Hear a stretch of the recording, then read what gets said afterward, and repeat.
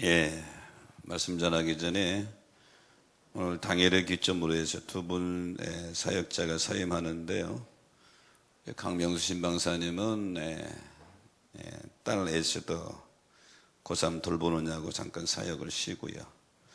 박인성 목사님은 거창 대동교회로 이임하게 됩니다. 거창은 경상도죠. 대동교회 우리에게 오신 지 한 1년 6개월쯤 됐는데 오후에 인사할 수 있는 시간 오후에 마지막 설교하고 가시라고 그랬으니까 아마 지금은 인사만 하고 잠깐 나오죠. 네, 사모님하고 같이. 예. 오후 예배 때 설교 때 말씀 많이 듣도록 하고 오후 예배 못 오는 분들도 있으니까 오늘 우리 교회는 여기서 이제 인사하고 사임하게 됩니다. 그동안 수고하셨다고 박수 많이 쳐주시죠? 예, 그래요. 예. 들어가세요. 예. 옆 사람 손 한번 잡고 인사합시다. 우리는 한 가족입니다. 사랑하며 삽시다. 유명한 얘기 중에 이런 얘기가 있죠. 1775년 어느 날 미국의 벌티모어시의 큰 호텔에 초라한 모습의 농부 모습을 한 사람이 투숙하려고 온 거예요. 그런데 호텔 매니저가 보니까 자기 호텔에 격이 떨어질 것 같아. 그래서 방이 없다고 그랬어요. 그래서 그분이 다른 호텔 가서 이제 투숙하게 됐는데 이게 웬일입니까? 나중에 알고 보니까 그분이 그 당시 국민들로부터 존경받는 토마스 제퍼슨 부통령이에요. 매니저가 깜짝 놀래가지고 직원을 빨리 보냈습니다. 우리 호텔에 좋은 방이 있으니까 오시라고. 그랬더니 제퍼슨 부통령이 그랬다고 그러죠. 허름한 농부를 투숙시킬 수 없는 호텔이라면 미국의 부통령도 투숙할 수 없는 호텔이라고. 이 인류 호텔의 매니저가 글쎄 귀한 손님이 자기 호텔에 왔는데 알아보지를 못해서 그냥 모시지를 못하고 거부해버리고 마는 것이죠. 이와 똑같은 사건이 2000년 전에 일어났어요.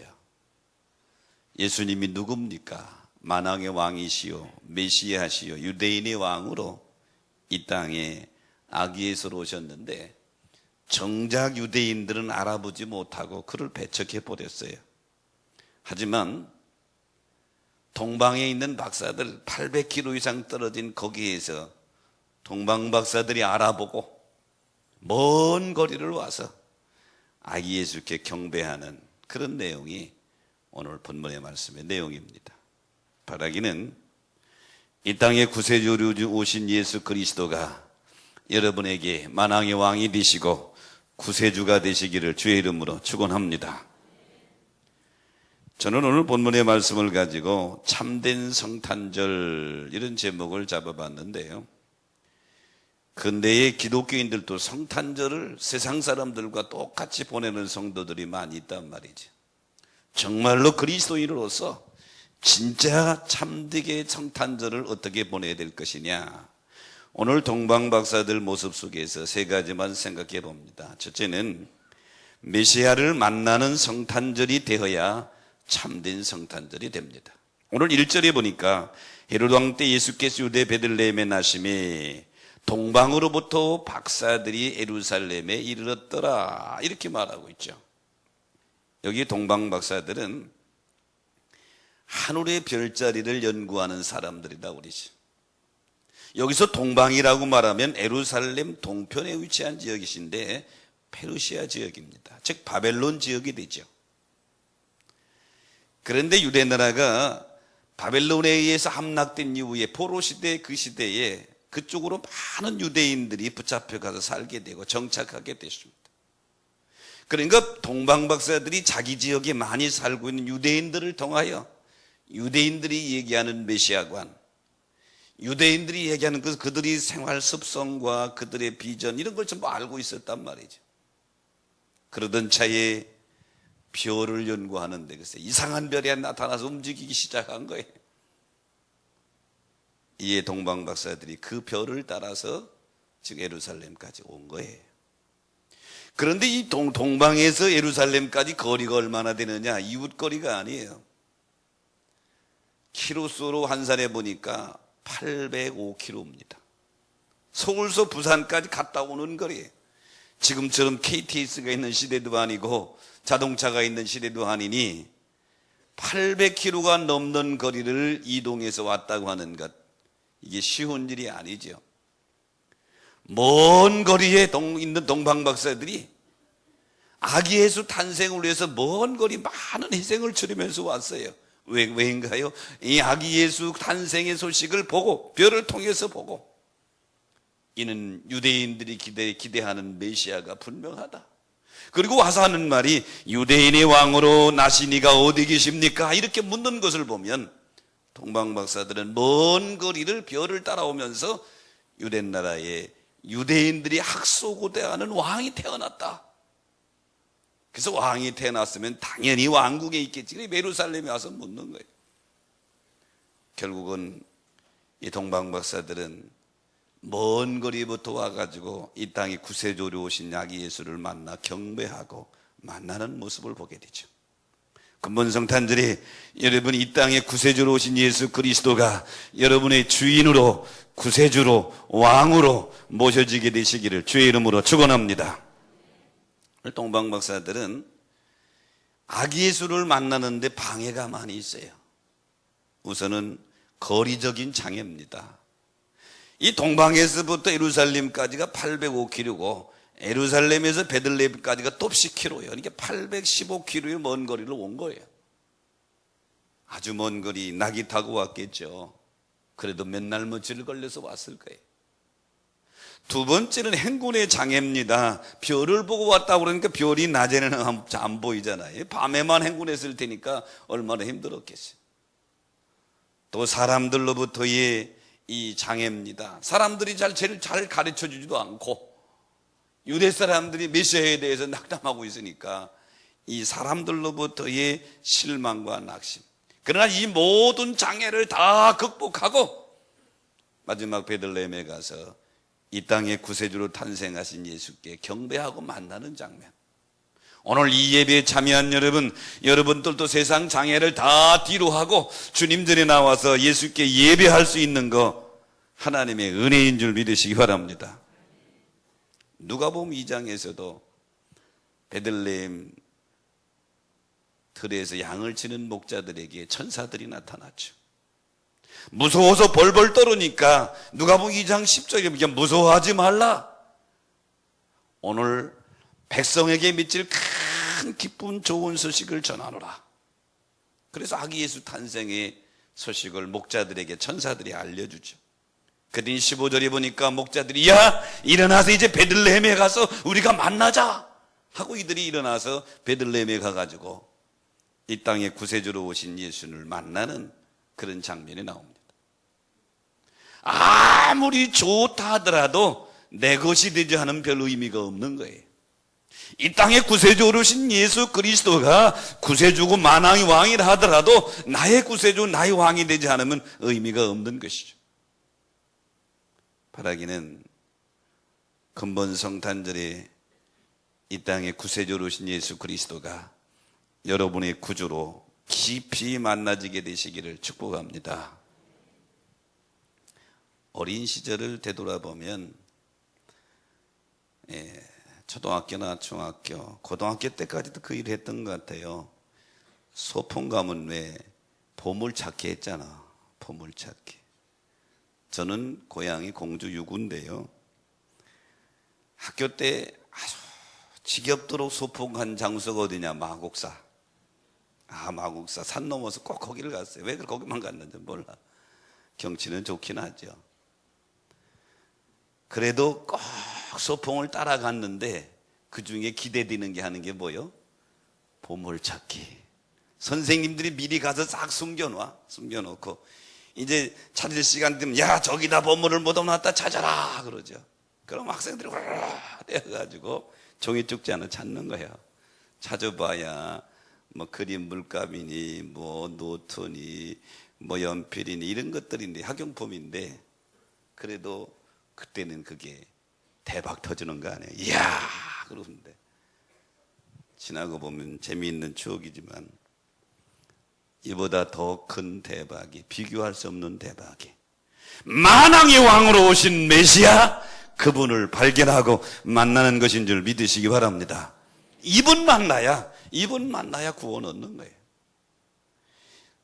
요한복음 4장에 보면 수가 우물가의 여인, 이 여인은 어떻게 보면 불행한 여인이에요. 마을 사람들이 인정해 주지 않아. 다 왕따 취급해. 왜? 이 여인이 지금 살고 있는 남편이 6번째 남편이거든. 성경은 왜냐고 이유를 대진 않아. 하여튼 6번째 남편이야. 그러니까 마을 사람들이 사람이 잘 상대를 안 해주니까 왕따지요. 근데 옛날에 우리 시골도 그랬습니다만은 동네에 우물 하나밖에 없었던 것 같아. 그러니까 물을 길어다가 해야 먹고 사는데 보통 아침 저녁으로 물을 길러 온 이 여인은 아침 저녁으로 올 수가 없어. 왜? 다른 사람들이 자꾸 이렇게 써보는 거리니까. 그래서 아무도 물 길러 오지 않는 점심때 12시에 물 길러 온 거예요. 팔레스타인 지역의 12시 정오는 아주 너무 더워 사람이 안 움직이거든. 거기서 예수님이 딱 기다렸다가 이 여인을 만나고 물 좀 달라 얘기하면서 결국은 이 여인에게 자신이 메시아인 것을 계시해 주죠. 이 여인이 너무 기뻐서, 메시아인 예수를 만나고 너무 기뻐서 동네 사람 만나기 싫어서 12시에 물 길러 왔는데 그 사람들을 향해서 뛰어 달려 들어가면서 4장 29절 이하에 보니까 와서 봐라 그리스도가 여기 있다, 와봐라 그리스도가 여기 있다 이러면서 마을로 뛰어 들어가죠. 평소에 자기들을 잘 만나지도 않고 피했던 여인이 흥분하면서 와서 열정적으로 와보라고 그러니까 수가성에 있는 사람들이 한 사람 두 사람 우물가로 온 거예요. 와서 보니 거기 나사렛 예수가 계시니 그 예수님과 함께 이야기하고 그 예수님의 말씀을 듣다 보니까 이분이 메시아거든. 그래서 요한복음 4장 39절 이하에 보니까 그 동네 중에 많은 사람들이 예수를 믿는지라 이렇게 성경은 증언해 주고 있어요. 사랑하는 여러분, 메시아를 만나야 구원받는 줄로 믿습니다. 이 땅에 하나님의 아들이신 그분이 왜 사람의 옷을 입고 이 땅에 왜 오셨느냐? 궁극적인 목적은 구원이에요. 근데 그 구원은 그냥 이루어지는 것이 아니라 이 땅에 메시아로 오신 그분을 만나 나의 구주를 모셔드려야 만나야 된단 말이죠. 그러므로 진짜 성탄절, 참된 성탄절은 오늘 동방박사가 800km 이상을 와가지고 어린 이 땅에 오신 아기 예수를 만났듯이 우리 또한 진정한 성탄절은 구세주로 오신 이 땅에 오신 예수 그리스도를 나의 주님으로 만나고 모셔드려야 그것이 성탄절의 의미인 줄 믿으시기 바랍니다. 참된 성탄들의 의미 두 번째는 경배하는 성탄들이 되어야 된다. 오늘 2절과 12절에 보면 11절에 보면 이렇게 말해요. 2절에 경배하러 왔노라, 11절에도 엎드려 아기께 경배하고, 이 경배한다고 하는 말의 의미는 예배드린다 그런 얘기죠. 경배라고 하는 단어의 의미는 두렵고 떨림으로 예배하는 것을 의미하는 거예요. 즉 경외라고 하는 말과 같은 의미가 되는데 오늘 여기 동방박사들이 2절에 보니까 유대인이 왕이라고 표현했고 6절에 보니까 한 다스리는 자 이스라엘 목자 이렇게 예수를 이런 식으로 표현한 거 보면 이 동방박사들이 여기까지 온 거 그냥 온 게 아니에요. 아기 예수가 유대인의 왕으로 우리의 구세주로 온 걸 확실히 믿고 온 거예요.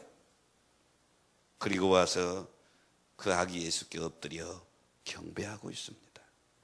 사랑하는 여러분, 진정한 성탄절, 참된 성탄절은 이 땅에 구세주로 오신 그분을 만나 그분께 예배하는 것인 줄로 믿습니다.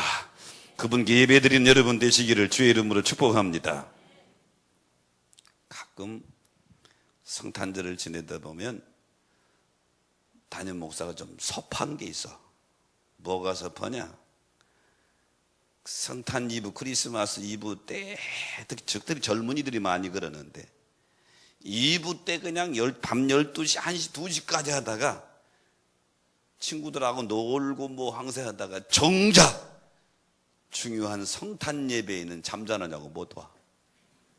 이게 안 되는 거예요. 시골에서 목회할 때면 지금 여기서는 우리가 새벽송을 안 도는데요, 새벽송을 꼭 돌거든. 그게 갈등이 생기는 거야. 학생들과 청년들이 주로 새벽송을 도는데 새벽송을 돌려고 밤을 새는 거예요. 밤을 새. 그러다가 새벽송 기쁘다고 돌고 와서 그냥 자. 낮 2시, 3시까지 자는 거야. 정작 중요한 예배는 빠지고 있다. 새벽송 안 들어도 되는데 성탄 예배를 귀중히 여기고 동방 박사들처럼 경배하는 여러분 되시기를 주의 이름으로 축원합니다. 예수님 만나면 자동적으로 경배하게 돼 있어요. 예수님이 제자가 12명인데 그 중에 누가복음 5장에 보면 예수님이 수지자 베드로를 부르는 장면이 나와요.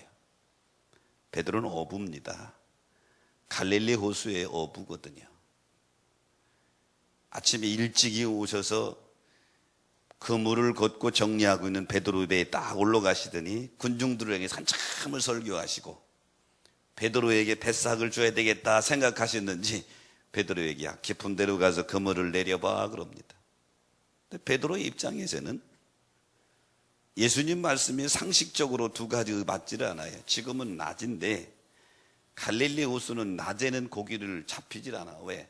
이 당시는 그물이 세마포 그물이거든요. 세마포 그물이 하얘요.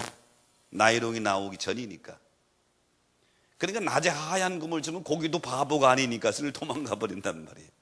그래서 꼭 밤에 그물 치고, 두 번째 깊은 데는요, 위에 헐문산 눈과 얼음이 녹아서 모이 갈릴리 호수니까 원래 찬 데다가 깊은 데는 더 차서 고기들이 안 가. 그러니까 두 가지 상식으로 맞지 않는데 베드로가 이렇게 말하죠. 선생님, 5절에 보니까 선생님, 내가 밤새도록 그물을 내렸지만 잡은 게 없지만 말씀에 의지하여 그물을 내리리이다 하고 한 번 내렸더니 2배에 가득하게 채웠어. 얼마나 기쁠까. 야, 오늘 행제했다. 다른 어부들 모두가 다 좋아하는데 8절에 보니까 베드로는 바짝 엎드려서 주여 나를 떠나서서 나는 죄인으로서이다. 두려워서 벌벌 떨고 있는 거예요. 왜 그랬을까요? 상식적으로 고기가 잡히지 않는 이 시간, 이 장소에 갈릴리 바다에 있는 고기를 다 모아놓고 한 번 그물에 확 잡히게 하실 수 있는 분은 보통 사람이 아니라 우리가 기다리던 메시아다. 이것을 한 번에 베드로가 알아본 거예요. 그리고 엎드려서 바로 호칭이 바뀌게 되죠. 그물을 내리기 전에는 선생이요 했던 베드로가 주여를 바뀌게 됩니다. 이렇게 주님을 만나면 자동적으로 엎드리게 되는 줄로 믿습니다. 이게 예배하는 거예요. 근본 성탄절 여러분, 이 땅에 구세주로 오신 야기 예수 그리스도를 여러분이 정말로 주님으로 만나 진정한 예배를 드리는 성탄절이 되기를 주의 이름으로 축복합니다. 어느 글을 보니까 교회 학교에서 아이들에게 여론조사를 했어요. 우리 교회 학교는 아니에요.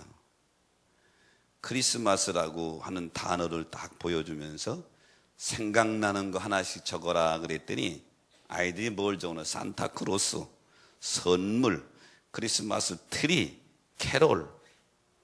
그런데 정작 예수님이 생일이라고 쓴 녀석은 아무도 없는 거야. 오늘날 성탄절의 주인이 다 바뀌어버려요. 선물이 성탄절이 주인이 돼버리고요, 여러분 산타크로스가 주인이 돼버리고요, 정말 크리스마스 주인이 다 바뀐 거예요. 성탄절의 주인은 이 땅에 만왕왕으로 오신 우리 주님인 줄로 믿습니다. 구세주로 오신 주님인 줄로 믿습니다. 동방 박사들이 800km가 넘는 먼 거리에서 왔어요. 그리고 베들레헴까지 와서 거기서 예수님의 육신의 아버지인 요셉에게 절한 게 아니에요. 어머니는 마리아에게 절한 것이 아니라 경배의 대상을 분명히 한 것이죠. 핏덩이로 태어난 아기 예수 갓난아이에게 그에게 엎드려 경배했다. 사랑하는 성도 여러분, 구세주를 만난 사람들에게 자동적으로 오는 것은 그분에게 경배하는 것인 줄 믿으시기 바랍니다. 동방박사들 입장에서 세상적인 눈으로 본다면 그럴 수 있어요. 먼 거리 왔는데 유대인의 왕으로 태어나셨다 계시를 받고 왔는데 왕궁이 아니라 베들레헴 마국간이에요. 들어가 보니까 여기저기 말똥이 있고 냄새나, 그리고 가난한 부부 요셉과 마리아가 가난한 모습을 입고 갓난아기가 거기 있어. 시험 들을 수도 있지. 우리가 이분에게 절하려고 800km가 넘는 거리를 이 고생하면서 왔나? 그러나 동방박사들은 환경에 관계되지 않고 이 땅에 오신 구세주 그분에게 정확하게 경배하고 돌아간 줄 믿으시기 바랍니다. 사랑하는 여러분, 근본 성탄절이 동방박사들처럼 주님 앞에 바짝 엎드리는 기회가 되시기를 축복합니다. 종교개혁자 그러면 마르틴 루터를 드는데요, 루터와 동시대의 인물로 개혁자 중에 하나가 스위스의 쭈빙글입니다. 두 사람은 종교를 개혁한다고, 그 당시 중세에 타락한 교회를 개혁한다고 하는 데는 의기투합을 했는데 방법이 서로 달라. 하루 만나면 서로 이렇게 다투고 그러는데요, 하루는 이 쭈빙글리가 스위스의 산길을 걷다가 좁은 산길에서 이상한 광경을 봤어요. 저 앞에 염소 두 마리가 딱 마주쳐 있는데 마주친 곳은 강 위에 애나무 다리에서 한 염소는 위로 올라가고 한 염소는 내려오고 거기서 딱 마주친 거예요.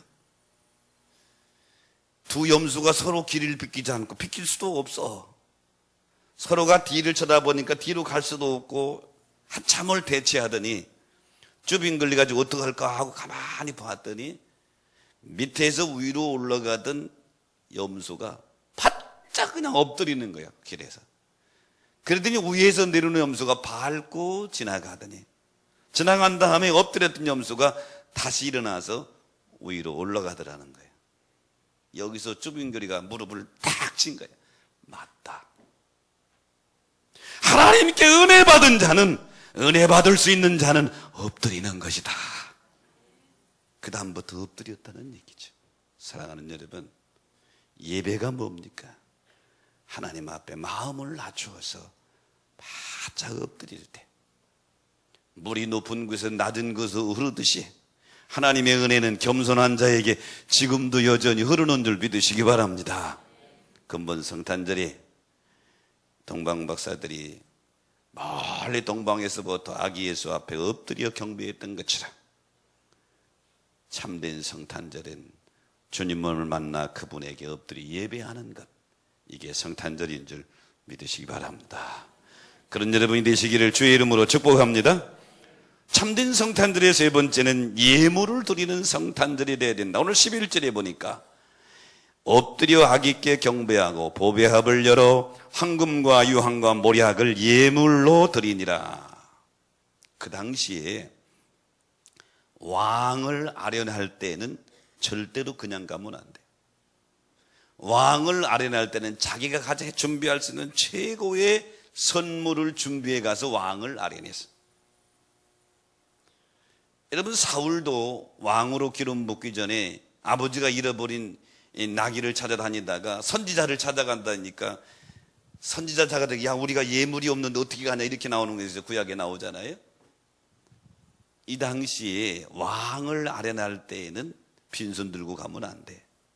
그런데 동방박사들이 유대인의 왕으로 태어났다고 그러니까 유대인의 왕을 아련하러 오는데 그냥 온 것이 아니라 예물을 가지고 왔어. 황금과 유향과 모략. 황금은 동서고금을 막론하고 보물 중으로 보물을 통하는 게 황금이야. 유향은 동아프리카와 아라비아 지역에 자생하는 나무에서 나오는 향수인데 특히 제의적으로 제사 드릴 때 많이 쓰고, 모략은 이것도 향수의 일종인데 방부제로 많이 쓰던 역할을 해. 물론 여기에 의미는 있습니다.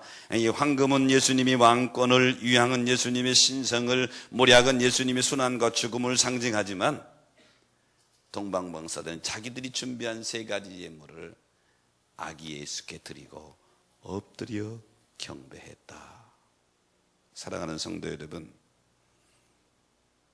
성탄절이 하나님의 아들이신 그분이 높고 높은 보좌를 버리시고 우리 인간의 옷을 입으시고 이 땅에 자기를 낮추셔서 우리를 구원해 주기 오신 그 날로 믿는다면 우리는 그 은혜에 대해서 감사하는 마음으로 우리 또한 동방박사들처럼 예물을 가지고 우리 주님을 만나야 될 줄로 믿습니다. 예물은 우리 마음의 표현입니다. 예수님께서 말씀하시기를 내 보물이 있는 곳에 내 마음도 있느니라. 제가 여러 번 얘기를 했는데요, 개척할 때에 아주 지금부터 30년 전이죠, 돌아가신 우리 최 장로님이 옆에 있는 땅을 계약하라고 3천만 원을 저한테 가준 시간이 저녁 8시요 1,000만 원짜리 수표 3장을 가져왔는데 그거 하루 저녁 가지고 보관하는데 아주 혼났어요. 돈이 없을 때는 편하던데 돈이 있으니까 계속 도둑이 들어올 것 같아.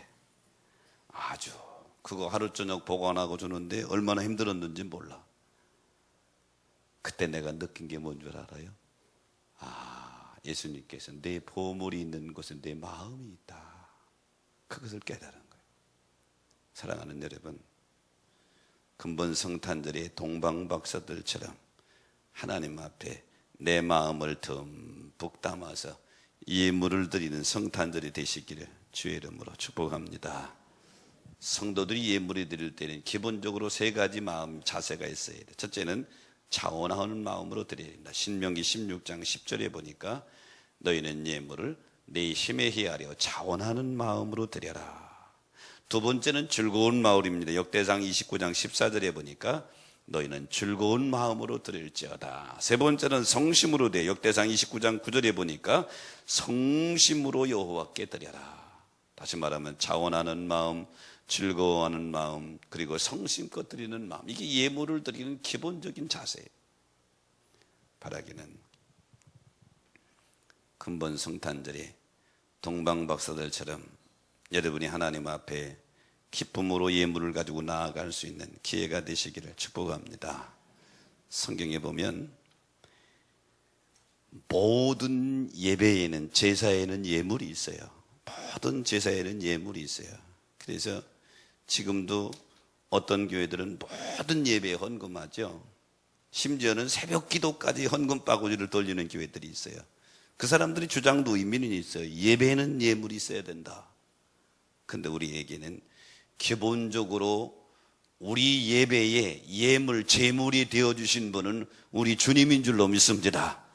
우리 예배의 제물이 되어준 구약에는 이 짐승이 지금 양이나 염소였지만 지금은 양과 염소로 제사를 드리는 것이 아니라 예수님으로 드린단 말이에요. 하지만 그분이, 예수님이 우리의 제물이 되신 걸 감사하면서 그분의 감사를 표현하는 게 오늘 우리들이 드리는 예물이다.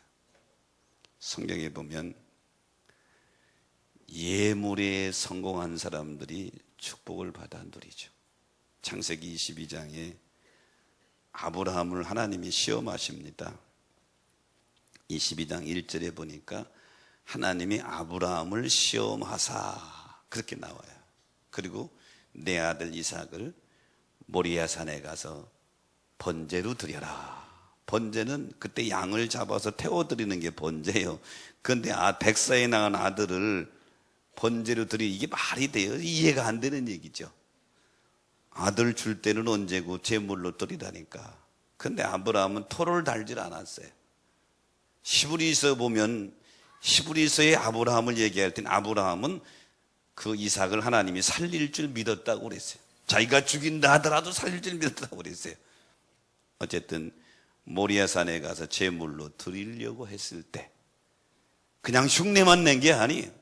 장작에 올려놓고 칼을 들을 때까지 하나님은 그냥 쳐다보고 있어. 내리려고 할 때 하나님이 아브라함, 아브라함 멈춰라. 그리고서 말씀하시기를 이제야 네가 나를 경외하는 줄 아노라.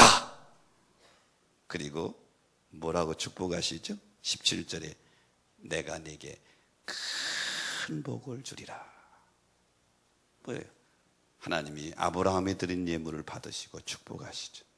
비슷한 얘기가 열왕기상 3장에 보면 솔로몬이 왕이 됐습니다. 우리가 잘 아는 1000번제를 기도원에 가서 드렸어요.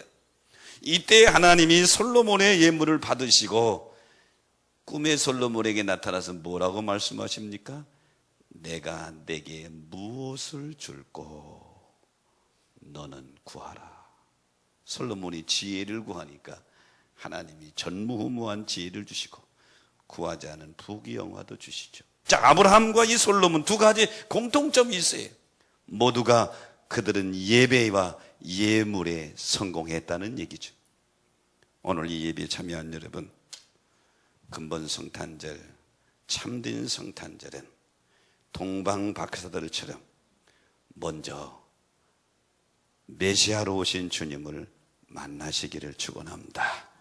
만나시기를 축원합니다. 만나면 그분께 엎드려 예배하시기를 축원합니다.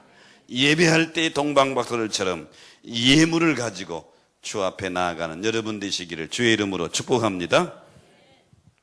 프랑스의 아레스라고 하는 마을에 가면 UFO를 위해서 착륙장을 만들어 놨대요.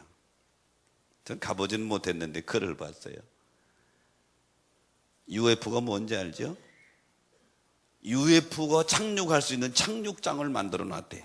이 아이디어를 낸 사람은 옆에 브로도 비행장의 전자기술자인 노베루 꼬당이라고 하는 사람이 비행장의 이 전자기술자인데 그 옆에다가 자기 옆에다가 UFO 착륙장을 만들어 놓은 거예요. 아주 잘 만들어 놨대요. 그래서 이 사람이 하는 얘기가 뭐냐면 UFO가 착륙 안 하는 것은 우리가 그들을 반겨주지 않기 때문에 안 하는 거다. 그래가지고 반겨준다고 하는 마음으로 착륙장을 잘 만들고 아주 전기불도 켜놓고 언제든지 착륙하라 대환영이다. 세계에서 유일하게 UFO 착륙장을 만드는 것이 거기요. UFO 착륙장. 여러분, 실현성이 없는 이러한 일들을 위해서도 이렇게 정성을 들이는데 성도들은 만왕의 왕이시요 만주의 주신 예수 그리스도를 어떻게 맞이할 준비를 하고 계십니까? 동방 박사들처럼 아주 귀한 예물로 주님을 맞이하는 여러분 되시기를 주의 이름으로 축원합니다. 성탄절은 세상 사람들처럼 즐기고 뭐 이렇게 육신의 향락을 추구하는 그런 날이 절대 아니다. 성탄절은 하나님이 육신을 입고 이 땅에 찾아오신 놀라운 사건이에요. 왜 오셨느냐? 간단해요. 우리를 만나주시고 구원해 주시려고 오신 줄로 믿습니다. 그러므로 진정한 그리스도인이 지키는 성탄절은 이미 만난 분들은 더 깊이 만나시고 아직 만나지 못한 분들은 만나셔서 그분이 여러분의 왕이 되시기를 주의 이름으로 축복합니다. 그리고 만왕의 왕이신 그분께 경배하는 것, 그분께 동방박사들처럼 최고의 예물을 드리며 환영하는 것, 이것이 성탄절의 의미다. 이 의미를 깨닫고 근본 성탄절이 여러분 앞에 하나님 앞에 아름답게 드려지는 복된 성탄절 되시기를 주의 이름으로 축원합니다. 자, 말씀 생각하시면서 찬양 부르며 결단합니다.